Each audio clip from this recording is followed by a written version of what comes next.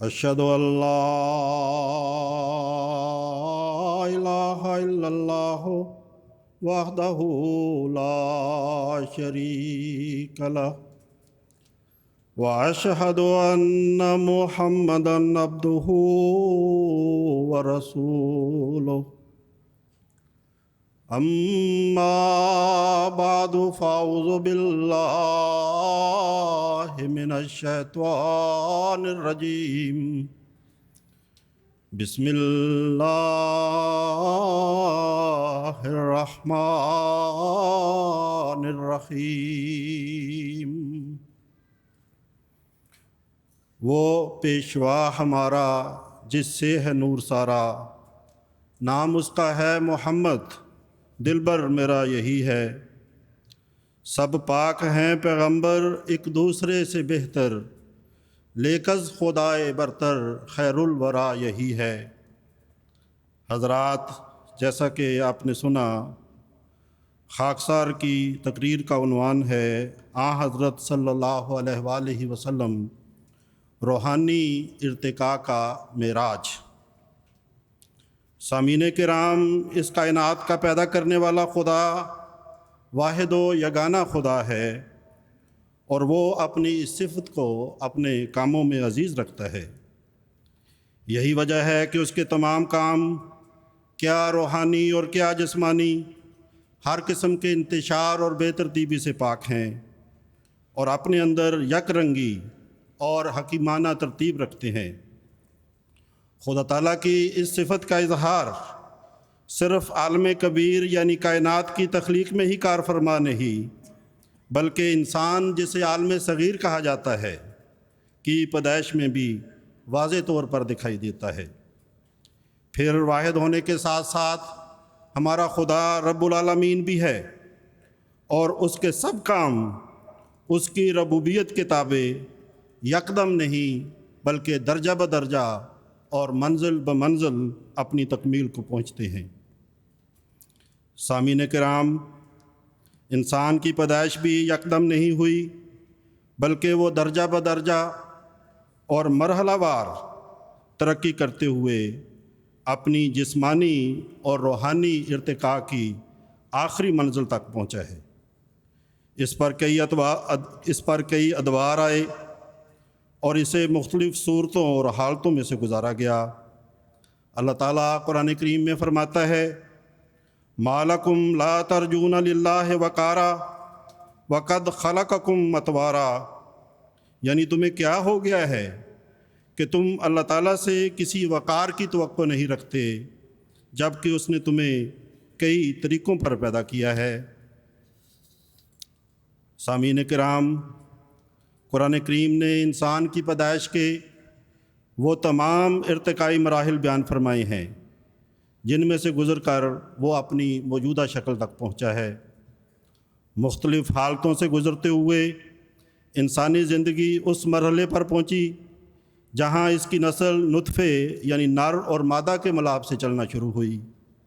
لیکن اس مرحلے پر بھی نطفے میں ابھی وہ صلاحیت موجود نہ تھی کہ اس سے ایک عقل و شعور رکھنے والا انسان پیدا ہوتا۔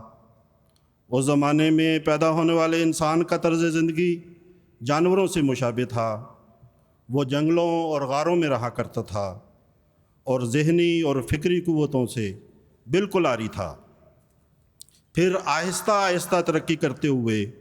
وہ اس منزل تک پہنچا جہاں اسے عقل و شعور ودیت کیا گیا، اور وہ شریعت کا بوجھ اٹھانے کے قابل ہوا، اور جہاں وہ حقیقی طور پر انسان کہلانے کا مستحق قرار پایا۔ حضرات، یہی وہ وقت تھا جب جسمانی ارتقاء کا سفر اپنے اختتام کو پہنچا، لیکن ساتھ ہی روحانی ارتقاء کی ابتدا اور اس کی تکمیل کی طرف سفر کا آغاز ہوا۔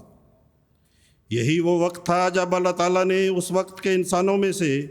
سب سے کامل انسان یعنی حضرت آدم علیہ السلام کو مکالمہ مخاطبہ کا شرف بخشا اور انہیں نبوت کے مقام پر فائز فرمایا۔ آپ کے ذریعے سے ایک نئے تمدن کا قیام عمل میں آیا۔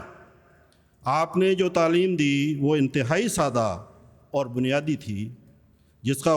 خلاصہ قرآن کریم نے ان الفاظ میں بیان کیا ہے، ان لک لا تجوع فیہا ولا تعری وانک لا تظمأ فیہا ولا تضحیٰ،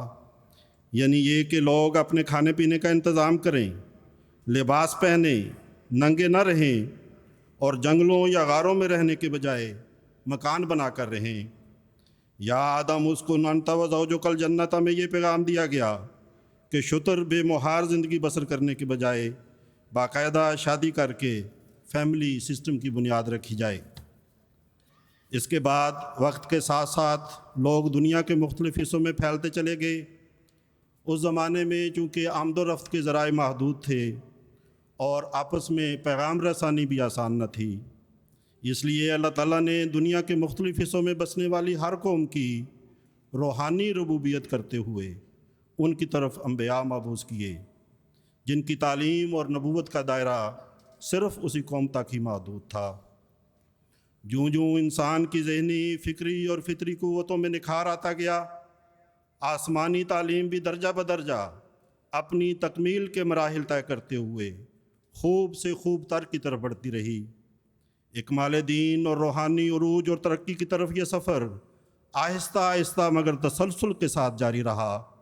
اور بالآخر ہمارے پیارے آقا حضرت محمد مصطفیٰ صلی اللہ علیہ وآلہ وسلم کے ذریعے اپنے نقطۂ عروج تک جا پہنچا۔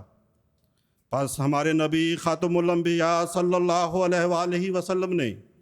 روحانی ارتقاء کی سب راہیں روشن فرمائیں، اور ان راہوں پر بنفس نفیس چل کر نہایت اعلیٰ نمونہ قائم فرمایا۔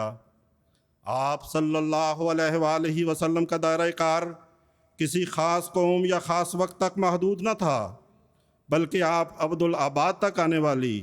سب قوموں کے لیے بشیر اور نذیر بن کر آئے، تاکہ آپ کے ذریعے ساری دنیا میں بسنے والی قوموں کو امت واحدہ بنایا جائے۔ سورہ سبا آیت 29 میں نبی کریم صلی اللہ علیہ وآلہ وسلم کو مخاطب کرتے ہوئے اللہ تعالیٰ فرماتا ہے، وَمَا أَرْسَلْنَاكَ إِلَّا كَافَةً لِلنَّاسِ بَشِيرًا وَنَذِيرًا وَلَٰكِنَّ أَكْثَرَ النَّاسِ لَا يَعْلَمُونَ، یعنی کہ اے محمد، ہم نے تجھے تمام انسانوں کے لیے بشیر اور نذیر بنا کر بھیجا ہے، لیکن اکثر لوگ نہیں جانتے۔ سامعین کرام، نبی کریم صلی اللہ علیہ وآلہ وسلم سے پہلے انبیاء اس بات کا اظہار کرتے رہے ہیں کہ ان کا دین اور ان کی تعلیم کامل نہیں، بلکہ ان کے بعد ایک ایسا نبی آئے گا جو دین کو مکمل کرے گا اور سچائی کی ساری راہیں لوگوں پر کھولے گا، اور اس کی لائی ہوئی شریعت اپنے روحانی کمالات میں سب شریعتوں سے فائق اور برتر ہوگی۔ حضرت موسیٰ علیہ السلام نے تو رات میں یہ کہہ کر کہ خداوند سینا سے آیا اور شعیر سے طلوع ہوا اور فاران کے پہاڑ سے ان پر چمکا، بتا دیا تھا کہ خدا کے جلال اور اس کی تجلی کا ظہور فاران پر آ کر اپنے کمال کو پہنچ جائے گا۔ یہ کیسی عظیم اور واضح شہادت ہے جو حضرت موسیٰ علیہ السلام نے دی ہے کہ آفتاب صداقت جو فاران کے پہاڑ سے طلوع ہوگا، اس کی روشنی اور شعاعیں سب سے تیز ہیں، اور نور صداقت کی ترقیات اور کمالات کا سلسلہ آپ صلی اللہ علیہ وآلہ وسلم کی ذات پر جو تمام برکات کی جامع ہے ختم ہو جائے گا۔ حضرت عیسیٰ علیہ السلام نے اس سے بھی زیادہ واضح الفاظ میں یہ حقیقت بیان کرتے ہوئے فرمایا، آپ فرماتے ہیں، مجھے تم سے اور بھی بہت سی باتیں کہنا ہیں، مگر اب تم ان کو برداشت نہیں کر سکتے، لیکن جب وہ یعنی سچائی کا روح آئے گا تو تم کو تمام سچائی کی راہ دکھائے گا، اس لیے کہ وہ اپنی طرف سے نہ کہے گا بلکہ جو کچھ سنے گا وہی کہے گا اور تمہیں آئندہ کی خبریں دے گا۔ یوحنا باب 16 آیت 12 اور 13۔ سامعین کرام، اس پیشگوئی کے مصداق ہمارے آقا و مولا حضرت محمد مصطفیٰ صلی اللہ علیہ وآلہ وسلم ہیں، جو کامل شریعت کے ساتھ مبعوث ہوئے اور سچائی کی تمام راہیں آپ نے کھولیں، اور آپ کے ذریعے روحانی ارتقاء کا سلسلہ اپنی تکمیل کو پہنچا۔ اس کا ذکر کرتے ہوئے اللہ تعالیٰ قرآن کریم میں فرماتا ہے، الیوم اکملت لکم دینکم واتممت علیکم نعمتی ورضیت لکم الاسلام دینا، یعنی آج کے دن میں نے تمہارے لیے تمہارا دین مکمل کر دیا ہے اور تم پر میں نے اپنی نعمت تمام کر دی ہے، اور میں نے اسلام کو تمہارے لیے دین کے طور پر پسند کر لیا ہے۔ حضرت موسیٰ علیہ السلام کے یہ الفاظ کہ وہ نبی سب کچھ جو اسے کہا جائے گا لوگوں سے کہہ دے گا، اس طرف اشارہ کرتے ہیں کہ اس زمانے میں انسانی دماغ مکمل ہو چکا ہوگا اور آخری اور کامل شریعت جو تمام اسرار روحانی پر مشتمل ہوگی اسے دے دی جائے گی، اور اسے حکم ہوگا کہ بنی نوع انسان کو سب باتیں بتا دے، کیونکہ وہ ان کو سننے، سمجھنے اور ان پر عمل کرنے کے اہل ہو چکے ہوں گے۔ یہ پیشگوئی بھی بڑی شان کے ساتھ ہمارے آقا و مولا حضرت محمد مصطفیٰ صلی اللہ علیہ وآلہ وسلم کی ذات اقدس میں پوری ہوئی۔ حجۃ الوداع کے موقع پر آپ نے مسلمانوں سے پوچھا کہ اے لوگو، خدا کو گواہ رکھ کر بتاؤ کہ کیا میں نے خدا کا پیغام پوری طرح پہنچا دیا ہے؟ سب نے یک زبان ہو کر کہا کہ ہاں ہاں، ہم گواہی دیتے ہیں کہ آپ نے خدا تعالیٰ کے پیغام کو ہم تک پہنچانے کا فریضہ نہایت عمدگی سے ادا کر دیا ہے۔ حضرات، نبی کریم صلی اللہ علیہ وآلہ وسلم کے روحانی مقام کی انتہا تصور سے باہر ہے۔ آپ نے اپنی قوت قدسیہ اور متضرعانہ دعاؤں کے طفیل نہایت مختصر عرصے میں عرب کے واشیوں کی زندگی میں عظیم روحانی انقلاب برپا کر دیا۔ وہ جو جاہلیت کا شکار تھے عالم بن گئے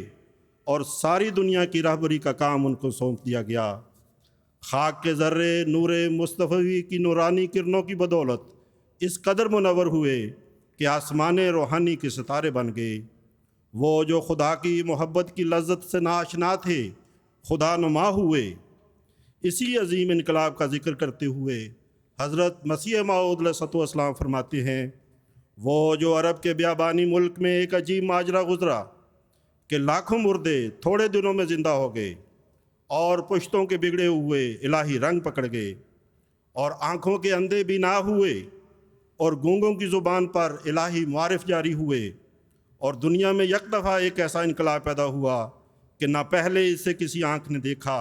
اور نہ کسی کان نے سنا۔ کچھ جانتے ہو کہ وہ کیا تھا؟ وہ ایک فانی فلا کی اندھیری راتوں کی دعائیں ہی تھیں جنہوں نے دنیا میں شور مچا دیا، اور وہ عجائب باتیں دکھلائیں کہ جو اس امی بے کس سے محالات کی طرح نظر آتی ہیں۔ آپ نے اس احیاء روحانی کا ذکر کرتے ہوئے ایک اور جگہ فرمایا، ایک قوم جو نجاست پر بیٹھی ہوئی تھی ان کو نجاست سے اٹھا کر گلزار میں پہنچا دیا، اور وہ جو روحانی بھوک اور پیاس سے مرنے لگے تھے ان کے آگے روحانی اعلیٰ درجے کی غذائیں اور شیریں شربت رکھ دیے، ان کو وحشیانہ حالت سے انسان بنا دیا، اور پھر معمولی انسان سے مہذب انسان بنا دیا، پھر مہذب انسان سے کامل انسان بنایا، اور اس قدر ان کے لیے نشان ظاہر کیے کہ ان کو خدا دکھلا دیا، اور ان میں ایسی تبدیلی پیدا کر دی کہ انہوں نے فرشتوں سے جا ہاتھ ملائے۔ اسی انقلاب کا ذکر کرتے ہوئے آپ اپنے عربی منظوم کلام میں فرماتے ہیں، صادفتہم قوما کروس ذلۃ فجعلتہم کسبیکۃ الاقیانی احییت اموات القرون بجلوۃ ماذا یماثلک بہذا الشان۔ یعنی وہ لوگ گوبر کی مانند تھے،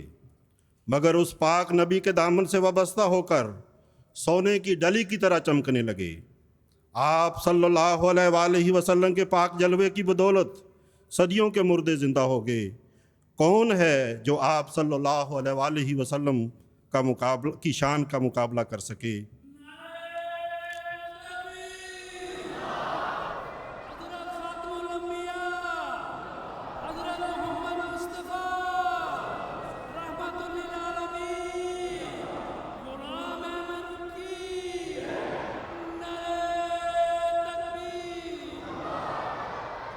سامعین کرام، سرور کونین خاتم الانبیاء حضرت محمد مصطفیٰ صلی اللہ علیہ وآلہ وسلم کا مقام و مرتبہ سب انسانوں سے بلند و برتر تھا۔ آپ خود فرماتے ہیں کہ انا سید ولد آدم، یعنی میں آدم کی اولاد کا سردار ہوں۔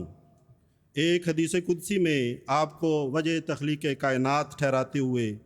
اللہ تعالیٰ فرماتا ہے کہ لولاک لما خلقت الافلاک، کہ اے محمد اگر تجھے پیدا کرنا مقصود نہ ہوتا تو یہ زمین و آسمان ہی میں پیدا نہ کرتا۔ ایک جگہ آپ صلی اللہ علیہ وآلہ وسلم نے خود حضرت موسیٰ اور حضرت عیسیٰ علیہ السلام پر اپنی فضیلت بیان کرتے ہوئے فرمایا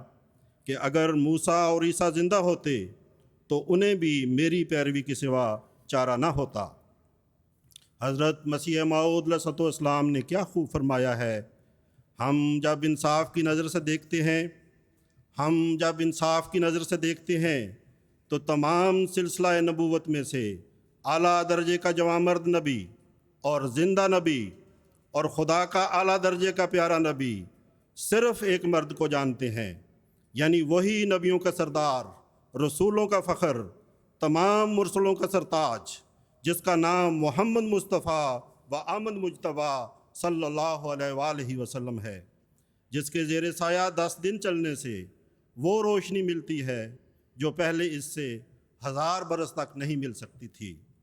زندگی بخش جام احمد ہے، کیا ہی پیارا یہ نام احمد ہے، لاکھ ہوں انبیاء مگر بخدا سب سے بڑھ کر مقام احمد ہے۔ سامعین کرام، ہمارے پیارے آقا حضرت محمد مصطفیٰ صلی اللہ علیہ وآلہ وسلم کے روحانی گواہ اور باطنی استعدادیں آسمان کی رفتوں کو چھو رہی تھیں۔ یہی وجہ ہے کہ آپ پر ہونے والی تجلی اپنی شان میں بہت بڑی ہوئی تھی۔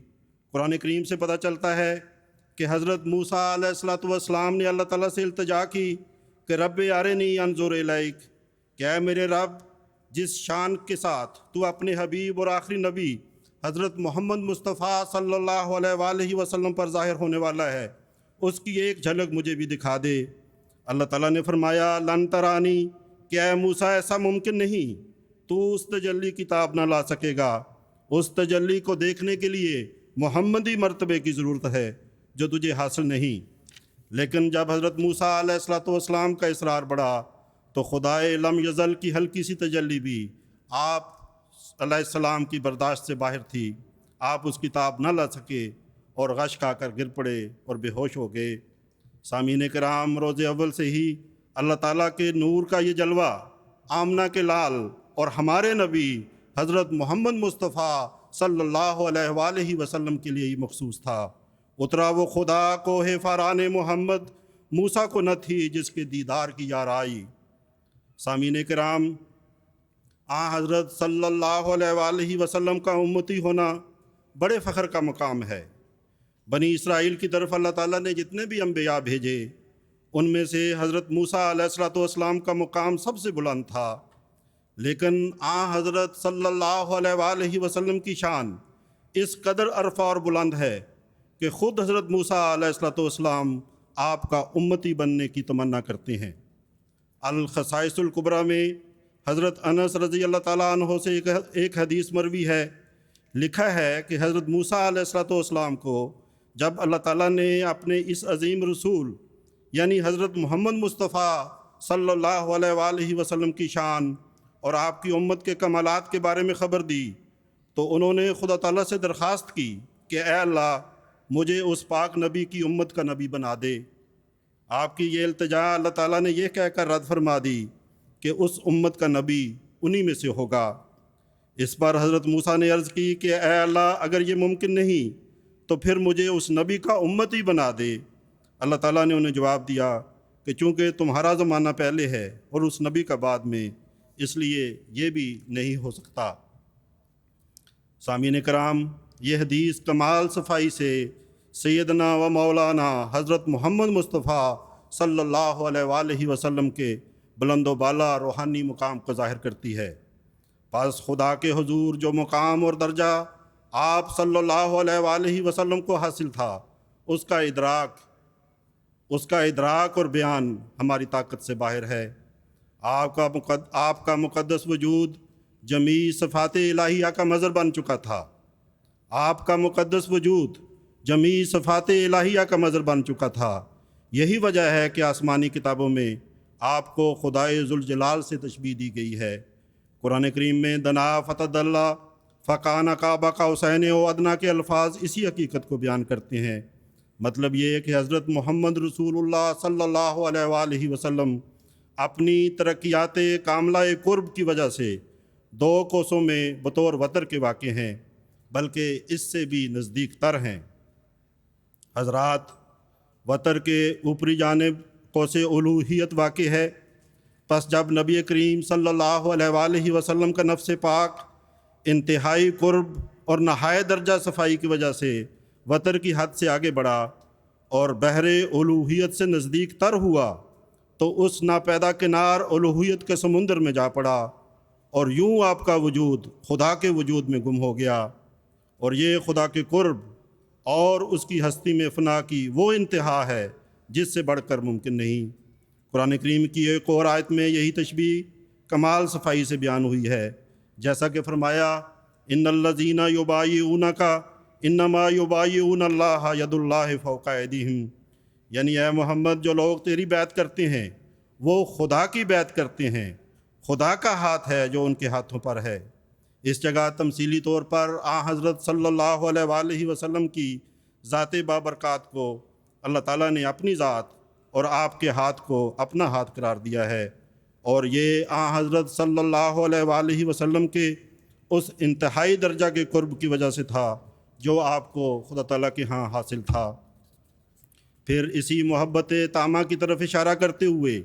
اللہ تعالیٰ آپ کو مخاطب کرتے ہوئے فرماتا ہے وَمَا رَمَيْتَ إِذْ رَمَيْتَ وَلَٰكِنَّ اللَّهَ رَمَىٰ، یعنی اے میرے حبیب، وہ خاک جو بظاہر آپ نے پھینکی تھی در حقیقت وہ آپ نے نہیں بلکہ اللہ تعالیٰ نے پھینکی تھی۔ یہاں بھی آپ کے ہاتھ کو اللہ تعالیٰ نے اپنا ہاتھ قرار دیا ہے۔ سامعین کرام، نبی کریم صلی اللہ علیہ وآلہ وسلم کے روحانی مقام کے عروج کا اندازہ اس بات سے بھی ہوتا ہے کہ اللہ تعالیٰ نے آپ صلی اللہ علیہ وآلہ وسلم کے کئی نام اپنی صفات پر رکھے ہیں، جیسا کہ آپ کا نام محمد ہے، جس کا مطلب ہے کہ غائب درجہ تعریف کیا گیا۔ ایسی تعریف تو اللہ تعالیٰ کی شان کے لائق ہے، مگر ذلی طور پر حضرت صلی اللہ علیہ وآلہ وسلم کو دی گئی۔ اسی طرح حضرت صلی اللہ علیہ وآلہ وسلم کا نام نور، رحمت، رؤوف، الرحیم رکھا گیا ہے، جو دراصل خدا تعالیٰ کی صفات ہیں۔ پس حضرت صلی اللہ علیہ وآلہ وسلم کا آنا ذلی اور تمثیلی رنگ میں دراصل خدا تعالیٰ کا ہی ظہور فرمانا ہے۔ کسی نے کیا خوب کہا ہے، محمد عربی بادشاہ ہر دو سرا، کرے ہے روح قدوس جس کے در کی دربانی، اسے خدا تو نہیں کہہ سکوں پہ کہتا ہوں، اس کی مرتبہ دانی میں ہے خدا دانی۔ صرف قرآن کریم میں ہی نہیں بلکہ بائبل میں بھی سرور کونین حضرت محمد مصطفیٰ صلی اللہ علیہ وآلہ وسلم کے ظہور کو استعارے کے رنگ میں خدا کا ظہور قرار دیا گیا ہے۔ حضرت داؤد علیہ السلام زبور باب 45 میں فرماتے ہیں، اے خدا تیرا تخت ابدالآباد ہے، تیری سلطنت کا عصا راستی کا عصا ہے، تو نے صدق سے دوستی اور شر سے دشمنی کی ہے، اس لیے خدا نے جو تیرا خدا ہے خوشی کے روغن سے تیرے مصاحبوں سے زیادہ تجھے معطر کیا ہے۔ زبور کی اس آیت میں حضرت صلی اللہ علیہ وآلہ وسلم کا مقام اور آپ کی شان ظاہر کرنے کے لیے آپ صلی اللہ علیہ وآلہ وسلم کو خدا کے الفاظ سے یاد کیا گیا ہے۔ پھر انجیل متی باب 21 آیت 33 سے 43 میں انگورستان کی تمثیل بیان ہوئی ہے، جس میں حضرت صلی اللہ علیہ وآلہ وسلم کی آمد کو تمثیلی رنگ میں خدا کا آنا قرار دیا گیا ہے۔ اس تمثیل کا خلاصہ یہ ہے کہ مالک نے ایک باغ لگایا اور اسے وہ باغبانوں کو سونپ کر چلا گیا۔ جب میوے کا وقت آیا تو مالک نے نوکروں کو بھیجا تاکہ وہ باغبانوں سے پھل لے کر آئیں، لیکن باغبانوں نے نوکروں کے ساتھ بدسلوکی کی۔ پھر مالک نے اپنا بیٹا بھیجا، لیکن اس سے بھی انہوں نے بدسلوکی کرتے ہوئے اسے مار ڈالا۔ حضرت عیسیٰ علیہ السلام فرماتے ہیں کہ پھر مالک خود آئے گا اور وہ باغبانوں کو سزا دے گا۔ یہاں مالک کے آنے سے مراد نبی کریم صلی اللہ علیہ وآلہ وسلم کا آنا ہے، اور آپ کے آنے کو خدا کے ظہور سے تعبیر کیا گیا ہے، کیونکہ آپ خدا تعالیٰ کی تمام صفات کو اپنے اندر لیے ہوئے تھے۔ سامعین کرام، مکہ سے بیت المقدس تک اور بیت المقدس سے آسمانوں تک اور آسمانوں سے عرش معلیٰ تک کا روحانی سفر ہمارے پیارے آقا حضرت محمد مصطفیٰ صلی اللہ علیہ وآلہ وسلم کے روحانی ارتقاء کے معراج کی عظیم مثال ہے۔ اسی لیے اس سفر کو سفر معراج کے نام سے یاد کیا جاتا ہے۔ اس سفر کے دوران آپ صلی اللہ علیہ وآلہ وسلم کی مختلف آسمانوں پر مختلف انبیاء سے ملاقات ہوئی۔ پہلے آسمان پر آپ نے حضرت آدم علیہ السلام سے ملاقات کی، دوسرے آسمان پر حضرت یحییٰ اور حضرت عیسیٰ سے ملے، تیسرے آسمان پر حضرت یوسف اور چوتھے آسمان پر حضرت ادریس اور پانچویں آسمان پر حضرت ہارون اور چھٹے آسمان پر حضرت موسیٰ سے ملاقات ہوئی۔ جب حضرت موسیٰ نے دیکھا کہ آپ آگے ساتویں آسمان پر جانے لگے ہیں تو رش کی وجہ سے وہ رو پڑے، جس پر آواز آئی، اے موسیٰ کیوں روتے ہو؟ حضرت موسیٰ نے کہا، اے میرے اللہ، روتا اس لیے ہوں کہ یہ نوجوان میرے بعد آیا اور مجھ سے آگے نکل گیا۔ میں نہیں سمجھتا تھا کہ کوئی شخص میرے بعد آ کر مجھ سے آگے نکل جائے گا۔ ساتویں آسمان پر آپ صلی اللہ علیہ وآلہ وسلم کی ملاقات حضرت ابراہیم علیہ السلام سے ہوئی۔ ساتوں آسمانوں کے جلووں کے بعد تاجدار کائنات کو سدرۃ المنتہا پر لے جایا گیا۔ یہ وہ حساس اور اعلیٰ مقام ہے جہاں مکرم ملائکہ کی بھی پرواز ختم ہو جاتی ہے۔ سامعین کرام، جہاں ملائکہ کے سردار حضرت جبرائیل کی طاقت پرواز نے دم توڑا، وہیں سے خیر البشر اور سرور کونین حضرت محمد مصطفیٰ صلی اللہ علیہ وآلہ وسلم نے عظمتوں اور رفتوں کا لازوال سفر شروع کیا۔ سدرۃ المنتہا کا مقام عالم مکان کی آخری حد اور لامکان کا پہلا زینہ ہے۔ سدرۃ المنتہا سے جب عرش کے معزز مہمان یعنی ہمارے نبی حضرت محمد مصطفیٰ صلی اللہ علیہ وآلہ وسلم آگے بڑھنے لگے تو جبرائیل رک گئے اور عرض کی کہ اگر وہ ایک چمٹی کے برابر بھی آگے بڑھے تو تجلیات الہی کا پرتاؤ انہیں جلا کر خاکستر کر دے گا۔ یہاں سے آگے نبی کریم صلی اللہ علیہ وآلہ وسلم اکیلے سفر کرتے ہیں اور آپ عرش معلیٰ تک پہنچتے ہیں۔ سدرۃ المنتہا کے آگے نور کا سمندر تھا، ہر طرف نور ہی نور تھا اور آپ کو اس نور میں داخل کر دیا گیا۔ اس کے بعد آپ کو بہت ہی عزت اور احترام اور وقار کے ساتھ آگے لے جایا گیا۔ یہ آپ کے سفر کا ایک نیا مرحلہ تھا اور معراج کے سفر کا نقطہ عروج تھا اور آپ مقام کعبہ قوسین اور ادنیٰ پر پہنچ گئے۔ حضرت خاتم الانبیاء، محسن انسانیت، نعرہ تکبیر۔ حضرات معراج کے اس سفر سے حضرت صلی اللہ علیہ وآلہ وسلم کے روحانی کمالات کا پتہ چلتا ہے۔ اس موقع پر آپ کا سب نبیوں سے آگے نکل جانا اس بات کا ثبوت ہے کہ آپ اپنے مقام اور مرتبے کے لحاظ سے سب سے بالا اور عرفہ ہیں، اور آپ کے فیضان روحانی میں وہ خصوصیت رکھی گئی ہے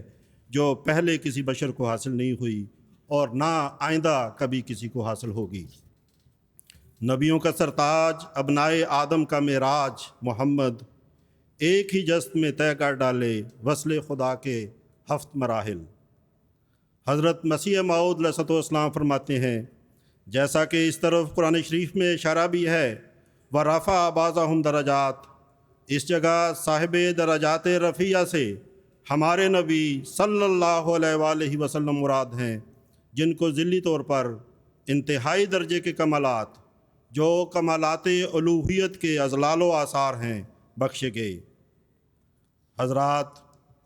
اخلاق فاضلہ میں بھی حضرت صلی اللہ علیہ وآلہ وسلم تمام انبیاء سے بڑھ کر تھے۔ آپ ان تمام اخلاق کے جامع تھے جو متفرق طور پر دیگر انبیاء کرام میں محدود شکل میں پائے جاتے تھے۔ آپ موسیٰ بھی ہیں اور عیسیٰ بھی، اور آدم بھی ہیں اور ابراہیم بھی، اور یوسف بھی ہیں اور یعقوب بھی۔ کسی نے کیا خوب کہا ہے، حسن یوسف دم عیسیٰ ید بیزاداری، آنچ خوباں ہمہ دارند تو تنہا داری۔ اسی کی طرف اللہ تعالیٰ نے فب ہدا مقتدی میں اشارہ فرمایا ہے، یعنی اے رسول تو ان تمام ہدایات متفرقہ کو یکجائی طور پر اپنے وجود میں جمع کر لو جو ہر ایک نبی خاص طور پر اپنے ساتھ رکھتا ہے۔ بس تمام انبیاء کی شانیں ہمارے پیارے نبی صلی اللہ علیہ وآلہ وسلم کے پاک وجود میں ظاہر ہو رہی ہیں۔ عرش کا خدا آپ کے اخلاق کے بارے میں گواہی دیتے ہوئے فرماتا ہے وَإِنَّكَ لَعَلَىٰ خُلُقٍ عَظِيمٍ، یعنی اے محمد صلی اللہ علیہ وآلہ وسلم تو عظیم اخلاق پر قائم ہے۔ یعنی ایک انسان کے اندر جہاں تک اخلاق فاضلہ اور شمائل حسنہ ہو سکتے ہیں وہ تمام آپ صلی اللہ علیہ وآلہ وسلم کی ذات اقدس میں اپنی انتہائی شکل میں جمع ہیں۔ ایک اور جگہ اللہ تعالیٰ فرماتا ہے وَعَلَّمَكَ مَا لَمْ تَكُنْ تَعْلَمْ وَكَانَ فَضْلُ اللَّهِ عَلَيْكَ عَظِيمًا، یعنی اے محمد اللہ تعالیٰ نے تجھے وہ کچھ سکھا دیا جو تو نہیں جانتا تھا، اور سب انسانوں سے بڑھ کر خدا کا فضل تجھ پر ہوا۔ اس لیے عام انسانوں کو تو چھوڑو، کوئی نبی بھی ایسا نہیں گزرا جو تیرے مرتبے اور مقام تک پہنچا ہو۔ حضرات، حضرت صلی اللہ علیہ وآلہ وسلم کے روحانی مقام کی عظمت اور وسعت کا اندازہ اس بات سے بھی لگایا جا سکتا ہے کہ آپ صلی اللہ علیہ وآلہ وسلم آپ صلی اللہ علیہ وآلہ وسلم اور دوسرے انبیاء پر نازل ہونے والی وحی میں بھی بڑا واضح فرق ہے۔ آپ پر نازل ہونے والی وحی اپنی قوت اور شوکت میں تمام وحیوں سے بڑھ کر ہے۔ حضرت مسیح موعود علیہ السلام اس حوالے سے فرماتے ہیں کیونکہ حضرت صلی اللہ علیہ وآلہ وسلم کی استعداد اور قوت قدسی سب سے بڑی ہوئی تھی اور تمام مقامات کمال آپ پر ختم ہو چکے تھے اور آپ انتہائی نقطہ پر پہنچے ہوئے تھے، اور اس مقام پر قرآن شریف جو آپ پر نازل ہوا کمال کو پہنچا ہوا ہے۔ اور جیسے نبوت کے کمالات آپ پر ختم ہو گئے اسی طرح پر اعجاز کلام کے کمالات قرآن شریف پر ختم ہو گئے۔ آپ خاتم النبیین ٹھہرے اور آپ کی کتاب خاتم الکتب ٹھہری۔ سامعین کرام، انبیاء میں سے صرف ہمارے پیارے آقا حضرت محمد مصطفیٰ صلی اللہ علیہ وآلہ وسلم ہی وہ ہستی ہیں جن کو شفاعت کا مقام عطا کیا گیا ہے۔ آپ بنی نوع انسان اور خدا کے درمیان واسطہ اور شفیع ہیں، اور یہ آپ کے روحانی مقام کی بلندی کی واضح دلیل ہے۔ حضرت جابر بن عبداللہ رضی اللہ تعالیٰ عنہ روایت کرتے ہیں کہ حضرت صلی اللہ علیہ وآلہ وسلم نے فرمایا کہ مجھے 5 خصوصیتیں عطا کی گئی ہیں جو مجھ سے پہلے کسی نبی کو نہیں ملیں۔ مجھے ایسا رعب عطا کیا گیا ہے کہ مہینے بھر کی مسافت پر بھی دشمن مجھ سے لرزہ بر اندام رہتا ہے۔ میرے لیے زمین کے چپے چپے پر خدائے واحد کی عبادت کرنا جائز قرار دیا گیا ہے۔ میرے لیے غنیمت کے مال حلال کر دیے گئے ہیں اور مجھ سے پہلے کسی نبی کے لیے حلال نہ کیے گئے تھے۔ ہر نبی خاص اپنی قوم کی طرف مبعوث ہوتا تھا، جبکہ میں تمام انسانوں کی طرف بھیجا گیا ہوں اور مجھے قیامت کے دن شفاعت کا حق دیا گیا ہے۔ اسی طرح ایک دوسری حدیث میں ہے کہ قیامت والے دن اللہ تعالیٰ آپ سے فرمائے گا اے محمد اپنا سر اٹھاؤ اور کہو تمہیں سنا جائے گا، مانگو تمہیں دیا جائے گا، اور شفاعت کرو اور تمہاری شفاعت قبول کی جائے گی۔ تب آپ صلی اللہ علیہ وآلہ وسلم اپنا سر اٹھائیں گے اور خدا کی حمد و ثنا کرنے کے بعد شفاعت کریں گے، اور اللہ تعالیٰ آپ کی شفاعت کو قبول کرتے ہوئے لوگوں کو اپنی رضا کی جنتوں میں داخل کر دے گا۔ حضرات، نبی کریم صلی اللہ علیہ وآلہ وسلم کی علو مرتبت کا ایک نہایت اہم پہلو یہ بھی ہے کہ آپ صلی اللہ علیہ وآلہ وسلم کو جو امت ملی وہ بھی تمام امتوں سے اعلیٰ اور بہترین ہے۔ اللہ تعالیٰ قرآن کریم میں آپ کی امت کی فضیلت بیان کرتے ہوئے فرماتا ہے کنتم خیر امت اخرجت للناس تأمرون بالمعروف وتنہون عن المنکر، یعنی تم بہترین امت ہو جو تمام انسانوں کے فائدے کے لیے نکالی گئی ہو۔ تم اچھی باتوں کا حکم دیتے ہو اور بری باتوں سے روکتے ہو۔ ہر نبی کو اس کی باطنی استعدادوں اور اس کے سپرد کام کی نوعیت کے مطابق امت دی جاتی ہے۔ پہلے انبیاء چونکہ ایک خاص قوم کی طرف بھیجے جاتے تھے اور ان کا زمانہ بھی محدود تھا، اس لیے ان کی امتوں کے سپرد جو کام کیا گیا وہ بھی محدود تھا، اور انہیں جو قوتیں اور صلاحیتیں عطا کی گئیں وہ بھی کامل نہ تھیں۔ اس کے بالمقابل ہمارے پیارے نبی حضرت محمد مصطفیٰ صلی اللہ علیہ وآلہ وسلم کی بعثت تمام دنیا کے لیے ہے، اور آپ کا روحانی دور قیامت تک جاری رہے گا۔ یہی وجہ ہے کہ آپ کو ایسی امت عطا کی گئی ہے جو خیر امم ہے اور جس کو اعلیٰ درجہ کی صلاحیتیں اور طاقتیں حاصل ہیں۔ حضرت مسیح موعود علیہ الصلوۃ والسلام کیا خوب فرماتے ہیں، ہم ہوئے خیر امم تجھ سے ہی اے خیر رسول، تیرے بڑھنے سے قدم آگے بڑھایا ہم نے۔ اس حقیقت کو واضح کرنے کے لیے حضرت موسیٰ علیہ الصلوۃ والسلام کے ساتھیوں اور حضرت صلی اللہ علیہ وآلہ وسلم کے اصحاب کا ہلکا سا موازنہ پیش کیا جاتا ہے۔ حضرت موسیٰ علیہ الصلوۃ والسلام نے جب اپنی قوم کو موعودہ سرزمین کے حصول کے لیے مدد کے لیے پکارا تو قوم نے مدد کرنے سے انکار کرتے ہوئے کہا کہ یا موسیٰ انا لن ندخلها ابدا ما داموا فیها فاذهب انت وربک فقاتلا انا ہاؤنا قاعدون، کہ اے موسیٰ جب تک دشمن قوم اس شہر میں ہے ہم اس میں ہرگز داخل نہیں ہوں گے، جا تو اور تیرا رب لڑتے پھرو، ہم تو یہاں بیٹھے ہیں اور تمہارا ساتھ دینے والے نہیں۔ لیکن حضرت صلی اللہ علیہ وآلہ وسلم کی قوم کا حال دیکھیں کہ کیسی فدائیت اور جان نثاری کا نمونہ دکھایا۔ انہیں جب نبی کریم صلی اللہ علیہ وآلہ وسلم نے مدد کے لیے پکارا تو انہوں نے کمال والہانہ پن کا مظاہرہ کرتے ہوئے عرض کیا کہ یا رسول اللہ، ہم آپ کے دائیں بھی لڑیں گے اور بائیں بھی، آگے بھی لڑیں گے اور پیچھے بھی لڑیں گے، اور دشمن آپ تک نہیں پہنچ سکتا جب تک ہماری لاشوں کو رونتا ہوا نہ گزرے۔ یا رسول اللہ، اگر آپ ہمیں حکم دے کہ ہم اپنے گھوڑوں اور سواریوں کو سمندر میں ڈال دیں تو خدا کی قسم ہم بغیر کسی ہچکچاہٹ کے کر گزریں گے۔ یہ وہ نمونہ تھا جو ہمارے نبی صلی اللہ علیہ وآلہ وسلم کے اصحاب نے دکھایا، اور یہ جذبہ اخلاص صرف منہ کی باتوں تک محدود نہ تھا بلکہ وہ عملاً رات دن اسلام کے لیے قربانیاں کرتے رہے۔ وہ گاجر اور مولی کی طرح کاٹے گئے لیکن استقامت کا پہاڑ بنے رہے اور ان کے پائے ثبات میں ذرا بھی لغزش نہ آئی۔ سامعین کرام، اللہ تعالیٰ نے آپ صلی اللہ علیہ وآلہ وسلم کی ذات اقدس کو روحانی ترقی کا ذریعہ ٹھہرایا ہے۔ اللہ تعالیٰ قرآن کریم میں حضور صلی اللہ علیہ وآلہ وسلم کو مخاطب کرتے ہوئے فرماتا ہے، قل ان کنتم تحبون اللہ فاتبعونی یحببکم اللہ یغفر لکم ذنوبکم واللہ غفور الرحیم، کہ اے محمد صلی اللہ علیہ وآلہ وسلم، تو لوگوں کو بتا دے کہ اگر تم خدا کی محبت اور اس کا قرب حاصل کرنا چاہتے ہو تو پھر میری ایسی پیروی کرو جیسے ایک غلام اپنے آقا کی پیروی کرتا ہے۔ اس کے نتیجے میں نہ صرف یہ کہ تمہارے گناہ بخشے جائیں گے بلکہ تم اللہ تعالیٰ کے محبوب اور اس کے مقرب بن جاؤ گے۔ تاریخ شاہد ہے کہ حضرت صلی اللہ علیہ وآلہ وسلم کی مطابعت کے طفیل حاصل ہونے والی روحانی زندگی اپنی کمیت، کیفیت، صورت اور نوع میں تمام انبیاء کے متبعین سے بدرجہ بہتر تھی۔ حضرت مسیح موعود علیہ الصلوۃ والسلام فرماتے ہیں، ما حاصل اس آیت کا یہ ہے کہ جو لوگ دل و جان سے تیرے یا رسول اللہ غلام بن جائیں گے ان کو وہ نور ایمان اور محبت اور عشق بخشا جائے گا جو ان کو غیر اللہ سے رہائی دے گا، اور وہ گناہوں سے نجات پا جائیں گے،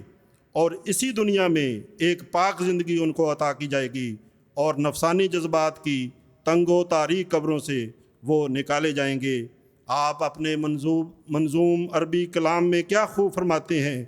واللہ انا محمدن کا ردافتن و بہل وصول و بسدت سلطانی، یعنی بخدا بے شک محمد صلی اللہ علیہ وآلہ وسلم خدا کے نائب کے طور پر ہیں،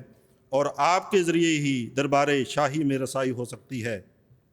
آپ صلی اللہ علیہ وآلہ وسلم کے کمالات روحانیہ کا یہ پہلو کتنا روشن ہے کہ کوئی روحانی نعمت اور برکت ایسی نہیں جو آپ کے متبعین کو حاصل نہ ہو سکتی ہو۔ روحانیت کے چاروں انعام، نبوت، صدیقیت، شہادت اور صالحیت،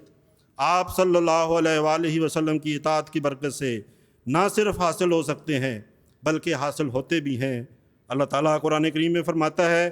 وَمَن يُطِعِ اللَّهَ وَالرَّسُولَ فَأُولَٰئِكَ مَعَ الَّذِينَ أَنْعَمَ اللَّهُ عَلَيْهِم مِّنَ النَّبِيِّينَ وَالصِّدِّيقِينَ وَالشُّهَدَاءِ وَالصَّالِحِينَ وَحَسُنَ أُولَٰئِكَ رَفِیقًا، جو بھی اللہ اور اس کے رسول حضرت محمد مصطفیٰ صلی اللہ علیہ وآلہ وسلم کی اطاعت کریں گے وہ ان لوگوں میں شامل ہوں گے جن پر اللہ تعالیٰ نے انعام کیا، یعنی انبیاء، صدیقین، شہداء اور صالحین میں، اور یہ لوگ بہت ہی اچھے رفیق ہیں۔ اس آیت میں خاتم النبیین صلی اللہ علیہ وآلہ وسلم کے عظیم روحانی مقام کا ذکر کیا گیا ہے، یعنی جو بھی آپ کی اطاعت میں فنا ہو جائے گا وہ آپ صلی اللہ علیہ وآلہ وسلم کے فیضان روحانیت سے مستفیض ہو سکتا ہے، اور ہر روحانی انعام کا دروازہ اس کے لیے کھلا ہے۔ پس روحانیت کا ہر فیض آپ صلی اللہ علیہ وآلہ وسلم کی غلامی سے وابستہ ہے۔ آپ سے پہلے کسی نبی کو یہ مقام حاصل نہ تھا کہ اس کی اتباع سے کوئی مقام نبوت حاصل کر سکتا ہو۔ یہ وہ قوت قدسیہ ہے جو صرف اور صرف ہمارے ہادی اور نبیوں کے سرتاج خاتم الانبیاء حضرت محمد مصطفیٰ صلی اللہ علیہ وآلہ وسلم کے حصے میں آئی ہے۔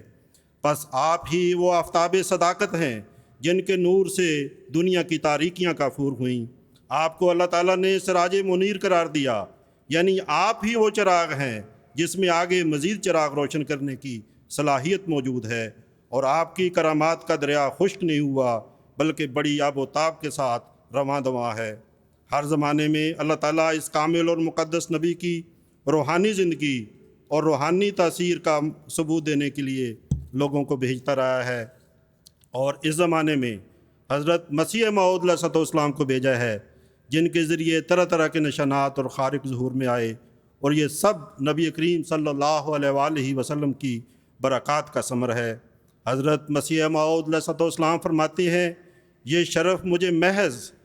حضرت صلی اللہ علیہ وآلہ وسلم کی پیروی سے حاصل ہوا۔ اگر میں حضرت صلی اللہ علیہ وآلہ وسلم کی امت نہ ہوتا اور آپ کی پیروی نہ کرتا تو اگر دنیا کے تمام پہاڑوں کے برابر میرے اعمال ہوتے تو پھر بھی میں کبھی یہ شرف مکالمہ مخاطبہ ہرگز نہ پاتا۔ آپ اپنے منظوم کلام میں فرماتے ہیں، سب ہم نے اس سے پایا، شاہد ہے تو خدایا، وہ جس نے حق دکھایا وہ مالکا یہی ہے، اس نور پر فدا ہوں، اس کا ہی میں ہوا ہوں، وہ ہے میں چیز کیا ہوں، بس فیصلہ یہی ہے۔ سامعین کرام، مختصر یہ کہ ہمارے پیارے آقا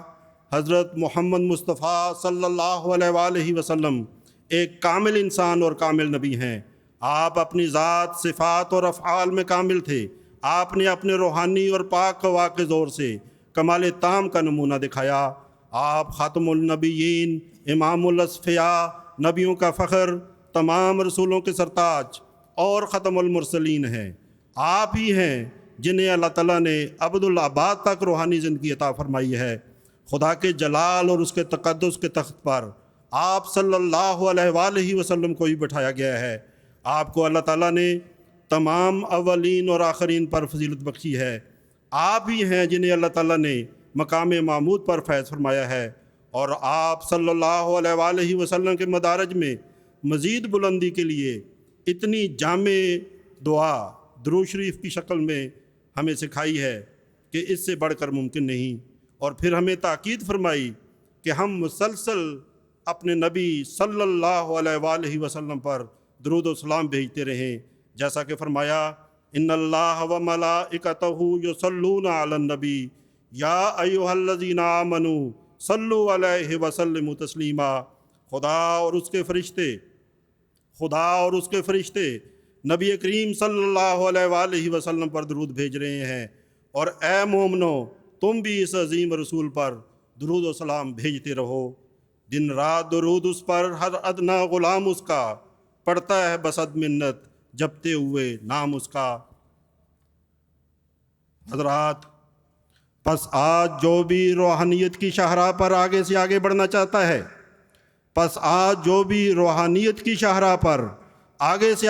چاہتا ہے، خدا کی خالص محبت اور اس کے قرب سے اپنے ویران دل کی زمین کو آباد کرنا چاہتا ہے، اور اپنے دل و دماغ کو نور مصطفی کی کرنوں سے منور کرنا چاہتا ہے، تو اس پر لازم ہے کہ وہ آپ صلی اللہ علیہ وآلہ وسلم کے در کا غلام بن جائے، آپ کی اطاعت اور اتباع کا چولا پہن کر آپ کے آستانہ پر سر نیاز جھکا دے، اور دن رات آپ صلی اللہ علیہ وآلہ وسلم پر درود بھیجتا رہے۔ اللہ تعالیٰ یقیناً اسے آپ کے نقش قدم پر چلنے کی برکت سے روحانیت کے میدان میں ترقی پر ترقی دیتا چلا جائے گا، کیونکہ ہر ایک فیض اور فضیلت کا سرچشمہ آپ صلی اللہ علیہ وآلہ وسلم ہیں، اور ہر ایک معرفت کا خزانہ آپ کو ہی عطا ہوا ہے۔ حضرت اقدس مسیح موعود علیہ الصلوۃ والسلام کے ان الفاظ کے ساتھ میں اپنی تقریر ختم کرتا ہوں۔ آپ فرماتے ہیں، جو شخص اس زمانے میں بھی حضور صلی اللہ علیہ وآلہ وسلم کی پیروی کرتا ہے، وہ بلا شبہ قبر میں سے اٹھایا جاتا ہے اور ایک روحانی زندگی اس کو بخشی جاتی ہے، نہ صرف خیالی طور پر بلکہ آثار صحیحہ صادقہ اس کے ظاہر ہوتے ہیں، اور آسمانی مددیں اور سماوی برکتیں اور روح القدس کی خارق عادت تائیدیں اس کے شامل حال ہو جاتی ہیں، اور وہ تمام دنیا کے انسانوں میں سے ایک منفرد انسان ہو جاتا ہے۔ وہ اپنی استجابت دعاؤں میں اور اپنی قبولیتوں میں اور فتح ابواب معرفت میں اور انکشاف اسرار غیبیہ میں اور نزول برکات میں سب سے اوپر اور سب پر غالب رہتا ہے۔ اللہ تعالیٰ سے دعا ہے کہ وہ ہمیں حقیقی رنگ میں آپ صلی اللہ علیہ وآلہ وسلم کی اتباع کرنے کی توفیق عطا فرمائے، اور پھر آپ کی اتباع سے وابستہ انعامات کا وارث بنائے، آمین۔ بھیج درود اس محسن پر تو دن میں 100 بار، پاک محمد مصطفیٰ نبیوں کا سردار، یا رب صلی علی نبی کا دائمن فی ہذہ الدنیا و باس انسانی، آمین یا رب العالمین۔ وآخر دعوانا ان الحمد للہ رب العالمین۔